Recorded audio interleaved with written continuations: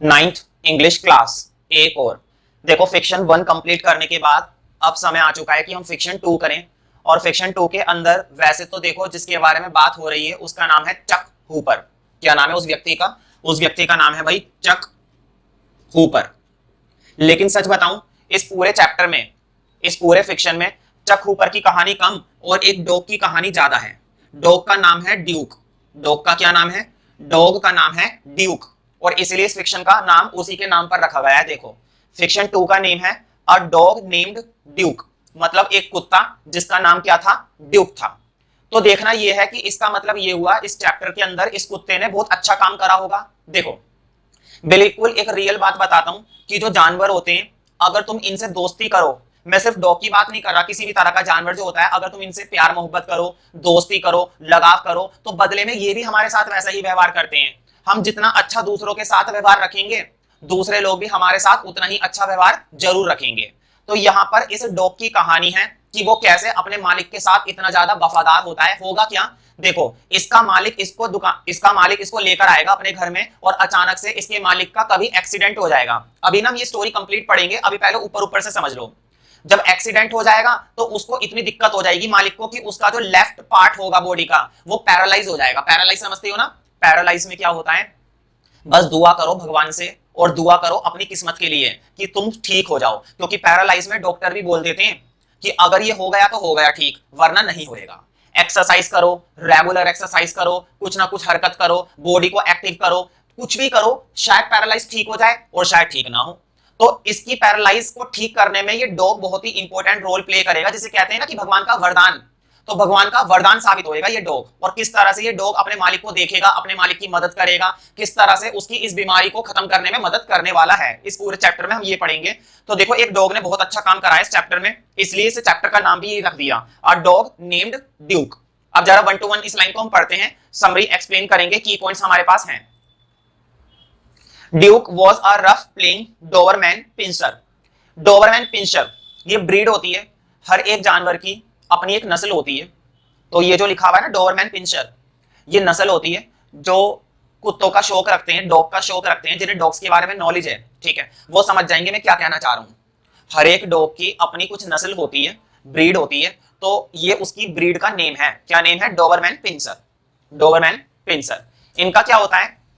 होते ये कम उम्र के हैं लेकिन साइज में बड़े होते हैं। तो रफ का मतलब वही होता है, रफ का मतलब होता है मोटा।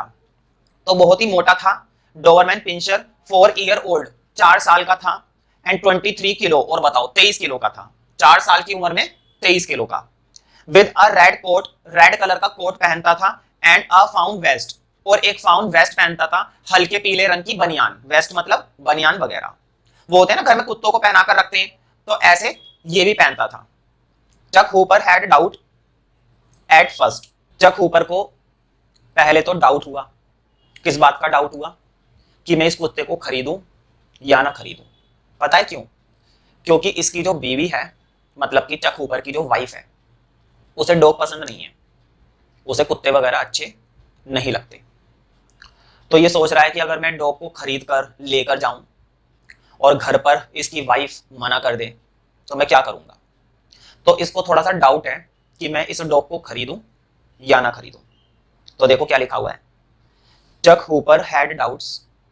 चक हूपर को डाउट था एट फर्स्ट, पहले, अबाउट बाइंग हिम, उसको खरीदने के बारे में, कि मतलब मैं इसे खरीदूं या ना खरीदूं।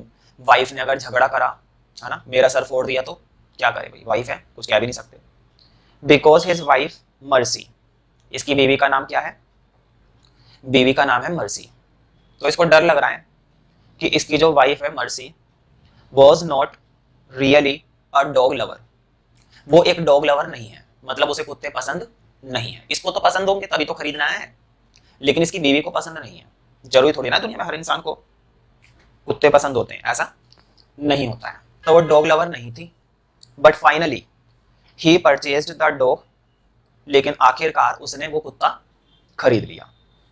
Because he was very impressed with the energy and agility of the dog, क्योंकि वो बहुत ही ज्यादा इंप्रेस हो गया था, प्रभावित हो गया था, किससे? कुत्ते की एनर्जी को देखकर। तुम्हें मालूम ही है जो डॉग्स होते हैं बहुत एनर्जेटिक होते हैं, और एजिलिटी का मतलब होता है चपलता। क्या होता है? चपलता। चपलता का मतलब फुर्ती, मतलब कमाल की फुर्ती थी। देखो डॉग तो जाने भी जाते हैं इसी चीज के लिए, फुर्ती के लिए, है ना, एनर्जी के लिए। तो चक हूपर को उसकी एक खासियत एक ही बार में पसंद आ गई और उसने अपनी बीवी को इग्नोर करते हुए उस कुत्ते को खरीद लिया। इग्नोर करने का मतलब है कि उसको छोड़कर, है ना, उसने सोचा छोड़ हटा, बीवी जो बोलेगी बोलेगी, इसको मैं खरीद ही लेता हूं। खरीद लिया। हिम्मत देख रहे हो बंदे की। सेकंड पॉइंट देखते हैं। Hooper himself had an athletic built. जो हूपर खुद कैसा था? एथलेटिक बिल्ट था, मतलब कि उसका शरीर धाकड़ था और वो किस तरह का व्यक्ति था? वो एथलेटिक टाइप था, भागने में माहिर था, कसरत करने में माहिर था, बॉक्सिंग का तो पता नहीं, ठीक है। तो इस तरह का वो व्यक्ति था, एथलेटिक नेचर था उसका। एथलेटिक तो पता ही होगा तुम्हें, है ना, जो भागने वाले लोग होते हैं, मतलब उसे उसे क्या था? उसे स्पोर्ट्स से रिलेटेड काम करना अच्छा लगता था, लेकिन काम उसका कुछ और है। वो एथलेटिक नेचर का था, उसने अपनी बॉडी को अच्छी तरह से मेंटेन कर रखा था, athletic build. And professionally also he was fortunate to be the zonal sales manager. और भाग्य से, किस्मत से, फॉर्चुनेट का मतलब होता है किस्मत, किस्मत से वो जोनल सेल्स मैनेजर था केमिकल कंपनी में। ये इसकी कोई कंपनी होगी और वहां पर वो क्या बना हुआ था? Sales manager. जोन लेवल पर वो होता है ना, north zone, south zone, east zone, west zone. तो जोनल लेवल पर वो सेल्स मैनेजर बना हुआ था केमिकल कंपनी में। अच्छी बात है। Life was going well. Life अच्छी चल रही थी, सब कुछ बढ़िया हो रहा था, लेकिन वो कहते हैं ना कि जब लाइफ में सब कुछ बढ़िया चल रहा होता है तो फिर परेशानी आने ही वाली है, और वही हुआ। लाइफ वॉज गोइंग वेल, सब कुछ बढ़िया था, बट वन डे, लेकिन एक दिन, Hooper met with an accident. Hooper का क्या हो गया? एक्सीडेंट हो गया। He had to be admitted to the hospital. उसको हॉस्पिटल में एडमिट करना पड़ा due to a haemorrhage. Haemorrhage क्या होता है? ये हमारा ब्रेन होता है ना, ब्रेन। ब्रेन 3 पार्ट में डिवाइड होता है, हिंड ब्रेन, मिड ब्रेन और फोर ब्रेन। खैर अभी इतना साइंस का मत पढ़ो, वो तो आगे की बातें, मुद्दे की बात समझ लो। हेमरेज का मतलब होता है जब तुम्हारे ब्रेन का कोई सा हिस्सा काम करना क्या कर देता है? बंद कर देता है। तो देखो इसको वही चीज हो गई थी, हेमरेज। हेमरेज हमेशा ब्रेन में ही होती है। हेमरेज कहां पर होती है? ब्रेन में ही होती है। In the motor section of इस ब्रेन। देखो आ गया ना, ब्रेन के कौन से वाले हिस्से में गड़बड़ हो गई? मोटर सेक्शन में। अब जब ये दिक्कत आ जाती है ना, तो शरीर के किसी ना किसी हिस्से में पैरालाइज हो जाएगा, और वही इसके साथ हुआ। जब ब्रेन में हैमरेज हो जाती है, ब्रेन हैमरेज, तो शरीर का कोई सा हिस्सा काम करना क्या कर देता है? बंद कर देता है, पैरालाइज हो जाता है। पैरालाइज को हिंदी में बोलते हैं लकवा मार जाना। सुना है ये वाला शब्द, लकवा मार जाना? आमतौर पर घर परिवारों में हम ये वाला शब्द जरूर सुनते हैं, लकवा ग्रस्त, है ना, लकवा मार गया। और लकवा मारने का कोई इलाज नहीं होता है, या तो भगवान के भरोसे छोड़ दो, या दुआओं के भरोसे छोड़ दो, या फिर अगर हो गया ठीक तो हो गया, नहीं तो नहीं हो सकता। डॉक्टर भी जवाब दे देते हैं लकवे में, पैरालाइज का इलाज नहीं हो पाता है। तो वही इसके साथ हुआ कि इसके ब्रेन में हैमरेज हो गया था, और इसका जो था completely paralysing his left side. इसकी बॉडी की ना देखो इतना हिस्सा यहाँ का, लेफ्ट साइड, कंधे से लेकर नीचे तक का, पैर तक का हिस्सा पूरा का पूरा क्या हो गया? पैरालाइज हो गया। ना तो वो हाथ हिला सकता है, उठा सकता है, ना वो पैर से चल सकता है। लेकिन इस चैप्टर में यही तो खासियत बताई गई है कि जो डॉग है ना, इसका डॉग अपने मालिक की इतनी चिंता करेगा, अपने मालिक को इतनी कसरत करवाएगा, अपने मालिक को इतना मोटिवेट करेगा। तुम कहोगे एक कुत्ता कैसे कर सकता है ये सारी चीजें? सच बात बताऊं, आज के समय में इंसान से ज्यादा केयरफुल, इंसान से ज्यादा वफादार और इंसान से ज्यादा ईमानदार एक जानवर होता है। ये रियल बात है, और वही चीज इसके साथ होगी। मैं ये नहीं कह रहा कि इसकी देखभाल इसकी वाइफ नहीं करेगी, वाइफ भी करेगी, लेकिन देखो डॉग भी बहुत अच्छा काम करेगा। और सच बताऊं, डॉग ही इसको अपने दम पर बिल्कुल ठीक कर देगा, है ना, भगवान ऐसा कुत्ता सबको दे। नेक्स्ट पॉइंट देखते हैं, third point. His wife Mercy was also compelled to look after her husband in the hospital. तो इसकी वाइफ जो थी भाई मर्सी, उसको देखभाल करने के लिए मजबूर होना पड़ता था। कंपेल्ड का क्या मतलब होता है? मजबूर होना। मुझे बताओ, जिसका पति हॉस्पिटल में एडमिट है, उसकी वाइफ, मैं मना नहीं कर रहा कि उसकी वाइफ नहीं आएगी हॉस्पिटल में उसकी देखभाल करने, आएगी, लेकिन क्या खुशी से आएगी? नहीं, मजबूरी में आएगी। बताओ, किसी का पति अगर हॉस्पिटल में एडमिट है तो मजबूरी की वजह से ही तो आना पड़ेगा ना उसे हॉस्पिटल में। तो मजबूर होकर, कंपेल्ड, कंपेल्ड का मतलब मजबूर, तो मजबूरी में उसे अपने पति की देखभाल करनी पड़ती थी हॉस्पिटल में। लुक आफ्टर का मतलब होता है देखभाल। They had no option but to leave the dog in the kennel. उसके पास कोई ऑप्शन नहीं था, उसे कुत्ते को कहां पर छोड़कर आना पड़ता था। लीव का मतलब होता है छोड़ना। उसे कुत्ते को कहां पर छोड़कर आना पड़ता था, कैनल में। कैनल क्या होती है, तुमने देखा होगा, घरों के बाहर एक छोटा सा हाउस बना दिया जाता है लकड़ी का, जिसमें कुत्ता वगैरह रखते हैं, है ना। मतलब ऐसे समझ लो, कुत्ते के रहने की जगह। कुछ लोग कुत्तों को घरों में रखते हैं, लेकिन जो बड़े बड़े लोग होते हैं ना, वो कुत्तों के लिए एक सेपरेट छोटा सा कमरा बनवा देते हैं लकड़ी का, ठीक है। या फिर लकड़ी का ना बनवा करके प्रॉपर बनवा दिया, ठीक है, तो उसे बोलते हैं कैनल। तो उसे वो कुत्ते को कहां पर रखकर आती थी, कैनल में ही रखकर आती थी। भाई कुत्ते को तो हॉस्पिटल में ले जाना सही बात नहीं होगी, तो इसलिए वो वहीं पर रखा रहता था। After he was discharged from the hospital, जब उसको डिस्चार्ज मिल गया हॉस्पिटल से, of course, the doctor advised him to do regular exercises. तो जब उसको डिस्चार्ज मिल गया था, तो डॉक्टरों ने एडवाइस दी कि भाई इसको अब से तुम्हें क्या करानी पड़ेगी, regular exercise.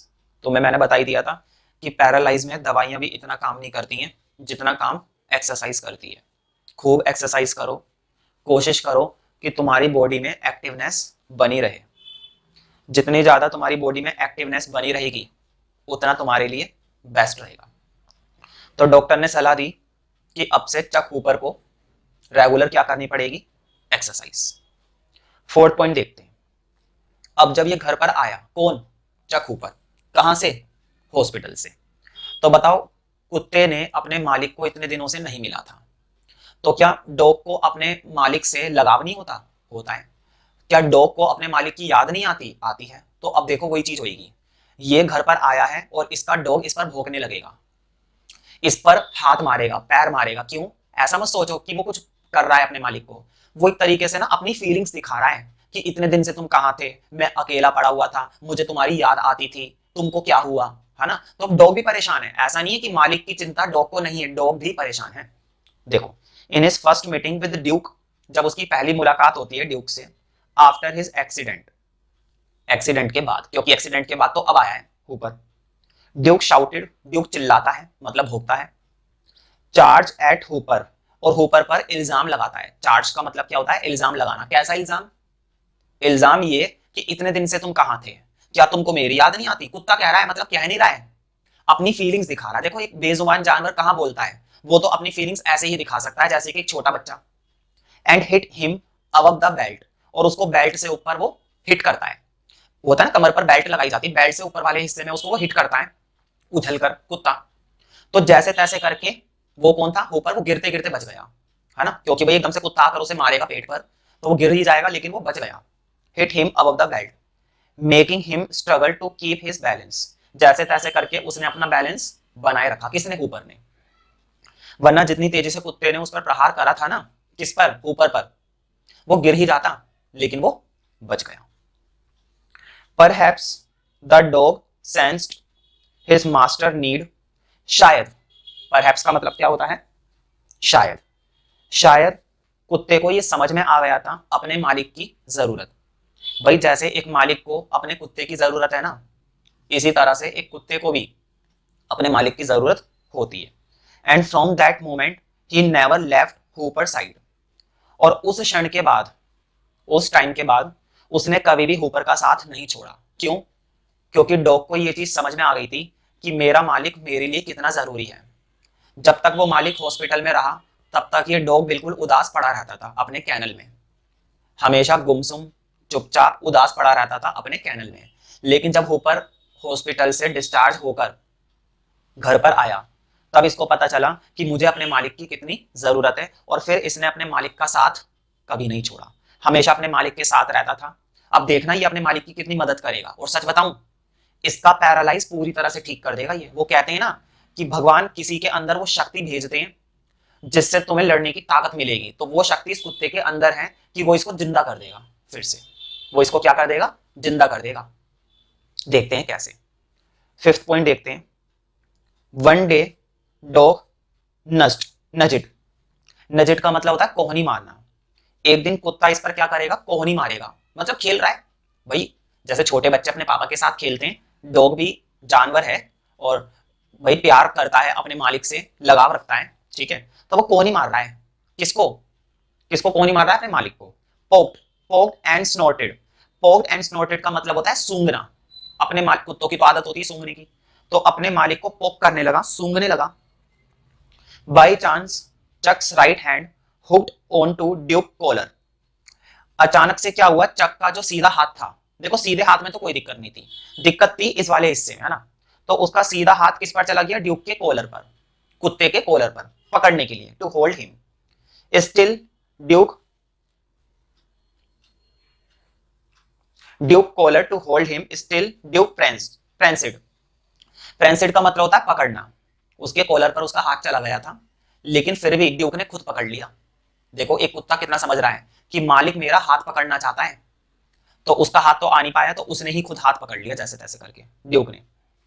Chak ask Mercy to make him stand. Chuck अपनी वाइफ से कहता है, मर्सी से, कि मुझे खड़ा कर दो, क्योंकि वो बेचारा खड़ा नहीं हो पाता था, इतना हिस्सा तो पैरालाइज था, कैसे होता। तो चक जो है मर्सी से कहता है मुझे खड़ा करने के लिए। इन अ फ्यू सेकेंड्स, कुछ ही सेकेंड्स में, ही स्ट्रेंथेंड, ये स्ट्रेटेंड, ही स्ट्रेटेंड हिज लेफ्ट फुट।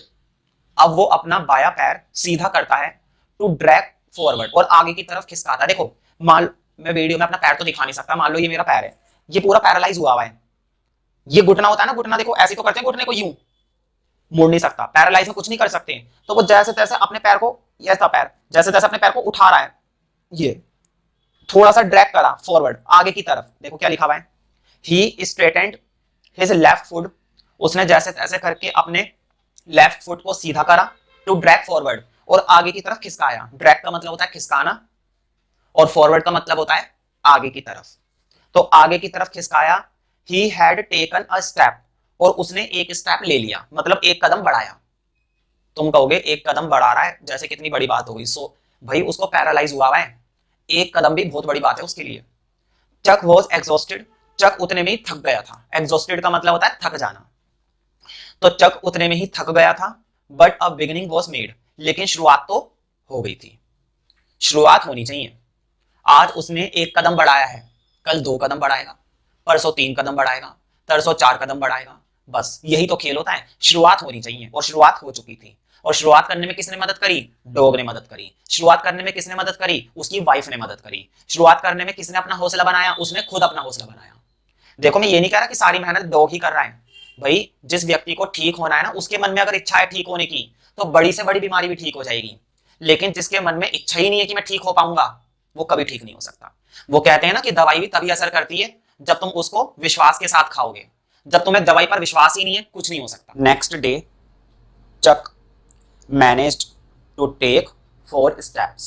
भाई शुरुआत में तो उसे बड़ी दिक्कत होती है एक एक कदम चलने में, लेकिन अगले ही दिन उसने जैसे तैसे मैनेज करा, और कितने कदम उठाए? 4 कदम। अभी ये सुनकर हैरानी लगेगी कि यार ये कौन सी बड़ी बात है 4 कदम चलना, हम तो रोजाना कितने कितने कदम चलते हैं। तो जरा उसके हिसाब से सोचो, उसका लेफ्ट पार्ट क्या हुआ है? पैरालाइज। और पैरालाइज में एक एक कदम चलना भी बहुत बड़ी बात होती है। तो उसने अगले दिन 4 स्टेप्स मैनेज करे। इन 2 वीक्स, 2 हफ्ते में, both of them managed to reach the front end by next month. 2 हफ्ते के अंदर अंदर ही उन दोनों ने मैनेज करा। किन्होंने? क्या उसने और उसकी वाइफ ने? नहीं, वो और ड्यूक। ड्यूक मदद करता था उसकी। ड्यूक उसके साथ वॉक पर जा रहा है, ड्यूक उसके साथ काम, उसको हौसला दे रहा है, ठीक है। ड्यूक ही इसको सब कुछ जिंदा कर देगा। इसकी वाइफ तो इतना ज्यादा टेक केयर नहीं करती जितना ज्यादा इसका डॉग कर रहा है। तो उन दोनों ने मैनेज करा 2 हफ्ते में मोर्चे पर जाना। फ्रंट का मतलब होता है मोर्चा, मोर्चा मतलब सैर सपाटा। And by next month they were along the sidewalk. Sidewalk का मतलब होता है फुटपाथ, वो होता है ना फुटपाथ पर चलना। सड़कों पर साइडों में वो नहीं बने हुए होते फुटपाथ। तो तकरीबन महीने भर में उन दोनों ने फुटपाथ पर भी चलना शुरू कर दिया। देखो कुत्ता तो चल ही सकता था, कुत्ते को कोई दिक्कत थोड़ी ना थी, दिक्कत तो उसके मालिक को थी, ठीक है। लेकिन अब मालिक भी धीरे धीरे चलने लगा था। सीइंग दिस प्रोग्रेस, उसकी इतनी प्रोग्रेस को देखकर the doctor prescribed a course of physiotherapy, उन्होंने उसको एक कोर्स बताया फिजियोथेरेपी का। अब अगर जिस बच्चे को मालूम नहीं है कि फिजियोथेरेपी क्या होती है, उसके लिए मैं थोड़ा सा बता देता हूँ। जब शरीर में अंदरूनी तौर पर चोट लग जाती है, फॉर एग्जाम्पल मेरे हाथ में ना चोट लग गई, दिख नहीं रही है, अंदर है चोट। कहाँ पर है? अंदर है, मांसपेशियों में है। मतलब जब डिफेक्ट कैसा होता है? मस्कुलर, हमारे मसल्स में। तो जब हमारे मांसपेशियों में किसी तरह की दिक्कत हो जाती है जो बाहर से तो नहीं दिखती लेकिन अंदर होती है, तो उसके लिए एक इलाज होता है जिसको बोलते हैं फिजियोथेरेपी। तो डॉक्टर ने बोला कि तुम भी फिजियोथेरेपी का कोर्स कर लो विद वेट्स, जिसमें तुम्हें क्या करना है? वेट्स उठाने। वेट्स होते हैं ना, जिम जाते हैं लोग, वहां पर वेट्स उठाते हैं, वो भी एक तरीके की फिजियोथेरेपी है। तो इसको सलाह दी गई कि तुम वेट्स उठाओ। पुली, पुली क्या होता है? पुली, वैसे मैं एक चीज बता देता हूँ। पुली जैसे कुआं होता है ना, कुआं, कुएं में पानी निकाला जाता है, कुएं से बाल्टी अंदर डाली जाती है और पानी बाहर निकाला जाता है। उस पर है ना एक गोल गोल पहिए जैसा कुछ लगा हुआ होता है बीच में, जिसपे से रस्सी जारी होती है। अगर किसी बच्चे ने कुआं देखा है रियल में या फिर पिक्चर में या किसी नाटक में, तो तुम गौर से देखना कि कुएं के ऊपर एक छोटा सा पहिया लगा हुआ होता है जिसके ऊपर से रस्सी जाती है, उसी पहिए को पुली कहते हैं। तो जब हम रस्सी को ऐसे खींचते हैं खींचते हैं खींचते हैं तो बाल्टी जो है पानी भरकर ऊपर आ जाता है, बाल्टी ऊपर आ जाती है पानी भर के और हम पानी ले लेते हैं, तो उसे बोलते हैं पुली। तो डॉक्टर ने इसको पुली बताई। पुली से एक्सरसाइज भी होती है, पुली से क्या होती है? एक्सरसाइज भी होती है। एंड वर्लपूल बाथ, और गर्म पानी का स्नान बताया। सून मतलब कि इसको ये सब बोला गया कि ये तुम ये सब भी शुरू कर दो अब। Soon Duke began walking with Hooper, जल्द ही ड्यूक भी वॉक करने लगा हुपर के साथ। विदाउट पॉजिंग, बिना रुके। एंड रिलैक्सिंग, और बिना आराम करे। मतलब उसको भी अपने मालिक की चिंता थी कि मैं जितना जल्दी हो सके अपने मालिक को सही कर दूं। तो देखो उसके लिए तो जरूरी था, ऊपर के लिए तो जरूरी था कि जितना ज्यादा वो वॉक करे, जितना ज्यादा वो एक्सरसाइज करे, उतनी जल्दी वो ठीक हो जाएगा। लेकिन कुत्ता क्यों कर रहा था? डॉग क्यों कर रहा था? डॉग कर रहा था अपने मालिक के लिए कि मेरे मालिक जल्दी से जल्दी क्या हो जाए? ठीक। तो वो भी बिना रुके उसके साथ वॉक करता था, बिना रिलैक्स करे, ठीक है। हर एक कदम उसके साथ चलता रहता था और अपने मालिक को ठीक करने के लिए वो भी पूरी तरह से कोशिश कर रहा था। 7 पॉइंट देखते हैं। ऑन जनवरी 4, 4 जनवरी आ गई। Hooper managed to walk to his district office. तो इतने समय से तो उसको चोट लगी हुई थी, तो तब तो वो ऑफिस जाता नहीं था, लेकिन 4 जनवरी तक अब वो थोड़ा सा चलने लायक हो गया और जैसे तैसे उसने मैनेज करा कि मैं अपने डिस्ट्रिक्ट ऑफिस जाऊं विदाउट ड्यूक, बिना ड्यूक के। मतलब देखो अभी तो वो चलता था, एक्सरसाइज करता था, वॉक करता था, तो उसका कुत्ता उसके साथ हर जगह जाता था। लेकिन अब वो ये सोच रहा था कि मैं ऑफिस जाता हूँ और वो भी बिना डॉग के। तो ये उसने पहली बार सोचा एक्सीडेंट होने के बाद कि मैं ऑफिस जाऊंगा। But hopper was not mentally fit, लेकिन अभी भी होपर है ना, मानसिक तौर पर पूरी तरह से फिट नहीं था कि मैं अकेला जा भी पाऊंगा, क्योंकि इतना बड़ा एक्सीडेंट उसका हुआ था और अभी तक वो अकेला निकला नहीं था बाहर। लेकिन अब वो ऐसा सोच रहा था कि मैं बिना ड्यूक के अपने ऑफिस तक जाऊं to undertake a full day work. और अभी उसके दिमाग पर प्रेशर पड़ रहा था कि मैं पूरे दिन का काम कर पाऊंगा क्या वहां पर जाकर ऑफिस में, क्या मैं पूरे दिन का काम कर सकता हूँ। There was no time for physiotherapy sessions, और वहां पर फिजियोथेरेपी सेशंस के लिए भी टाइम नहीं होगा क्योंकि ऑफिस में फिजियोथेरेपी नहीं होगी। सो चक अगेन टुक ड्यूक हेल्प, और फिर चक ने फिर से मदद ली। किसकी मदद ली? इतनी मदद वो अपनी वाइफ की नहीं लेता था जितनी मदद वो अपनी इस कुत्ते की लेता था। तो उसने अपने डॉग ड्यूक की हेल्प ली, who pulled him along the street faster and faster, जो कि हमेशा उसको खींचता रहता था। डॉग के गले में रस्सी बांधी और रस्सी उसने पकड़ ली ऊपर ने, और जहां जहां कुत्ता भाग रहा है वहां वहां वो भी चलता रहता था।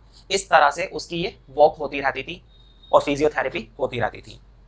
चक रीगेन्ड हिज स्टेबिलिटी, उसने अपनी शक्ति रीगेन कर ली। रीगेन का मतलब होता है वापस पाना। देखो एक्सीडेंट के बाद तो उसका सारा कुछ बिगड़ गया था, शरीर खराब हो गया था, लेकिन अब वो धीरे धीरे करके अपनी स्टेबिलिटी को, अपनी स्थिरता को हासिल कर रहा है। और इस काम में उसकी कौन मदद कर रहा है? पूरी तरीके से इस काम में उसकी मदद कर रहा है वो डॉग। एंड्योरेंस, एंड्योरेंस का मतलब होता है धीरज। कहते नहीं है कि धीरज रखो ठीक हो जाएगा, तो उसके मन में भी धीरज बनी रही कि कोई बात नहीं, 1 दिन 2 दिन 3 दिन, एक ना एक दिन मेरा ये दिक्कत ठीक हो जाएगी। एंड नेक्स्ट ईयर, और अगला साल आ गया, मतलब नेक्स्ट ईयर आ गया, he was promoted as the regional manager, और अब उसका प्रमोशन भी हो गया। तो देखो कितना बड़ा उसका एक्सीडेंट हुआ, लेकिन फिर भी उसने हार नहीं मानी, और किस तरह से वो अपनी फिजियोथेरेपी करता रहा, वॉक करता रहा, और इस काम में हर समय इसकी कौन मदद करता रहा, ड्यूक। अब तुम्हें समझ में आ रहा होगा कि इस चैप्टर का नाम कुत्ते के नाम पर क्यों रखा गया है, क्योंकि असलियत में डॉग ने एक अच्छा खासा किरदार इस चैप्टर में निभाया है अपने मालिक को ठीक करने में।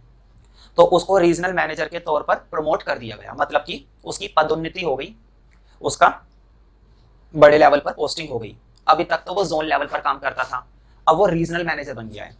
8 पॉइंट देखते हैं।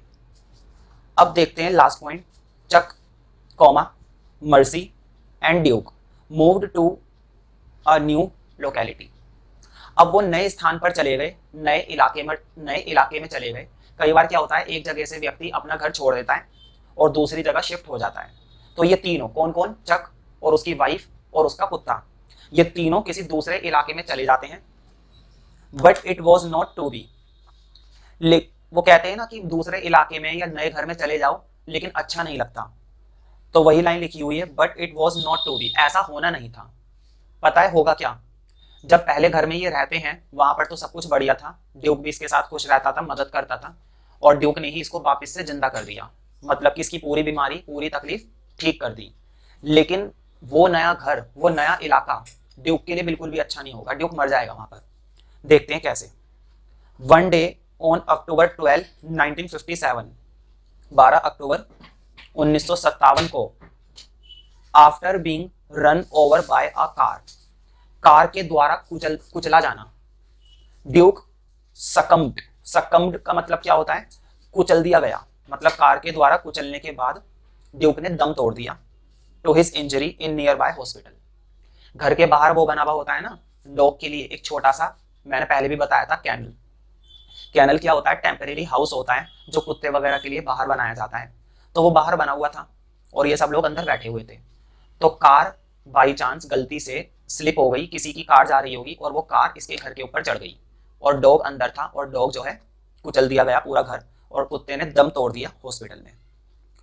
People who had seen Chuck and Duke walk together, अब जब ये कुत्ता अपने मालिक के साथ वॉक करता था, उसको जॉगिंग कराता था, उसकी मदद करता था, उसकी देखभाल करता था, तो सभी लोग इसको देखते थे कि किस तरह से कुत्ता अपने मालिक की इतनी ज्यादा क्या कर रहा है, मदद कर रहा है, सेवा कर रहा है, हेल्प कर रहा है। तो सब लोग चौंक गए ड्यूक की मौत पर, कि किस तरह से पहले तो कुत्ते ने इतना कुछ करा अपने मालिक के लिए, और अब जब मालिक ठीक हो गया तो खुद दुनिया से चला गया।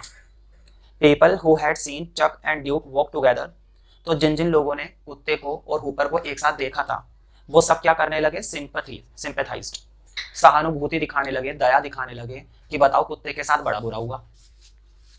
हु वॉक अलोन नाउ, और वो ये भी कहते थे कि अब चक को अकेले ही चलना पड़ेगा। चक पहले हमेशा किसके साथ वॉक करता था, अपने डॉग के साथ, अब डॉग तो मर गया, तो अब चक बेचारे को अकेले ही जीवन गुजारना पड़ेगा। अ फ्यू वीक्स लेटर, कुछ हफ्ते बाद, the chemical company promoted Charles Hooper, अब चार्लिस हुपर का फिर से प्रमोशन हो गया, मतलब कि पहले जोन लेवल पर काम करता था, फिर रीजनल लेवल पर काम करने लगा, और अब क्या बन गया है, अब असिस्टेंट नेशनल सेल्स मैनेजर बन गया है। तो अब उसका फिर से प्रमोशन हो जाता है चार्लिस हुपर का, to the post of assistant national sales manager, किस पोस्ट पर, असिस्टेंट नेशनल सेल्स मैनेजर। तो कुल मिलाकर इस पूरी कहानी में यही बात है कि किस तरह से एक जानवर अपने मालिक के लिए कितना वफादार होता है, और सिर्फ वफादार नहीं होता है, अगर उसको जरूरत पड़ती है तो वो उसको जीवन देने का भी क्षमता रखता है अपने अंदर। और जब उसके मालिक एक तरीके से फिर से जिंदा हो गया, सब कुछ ठीक हो गया, अपने काम पर जाने लगा, तो डॉग इस दुनिया से चला गया।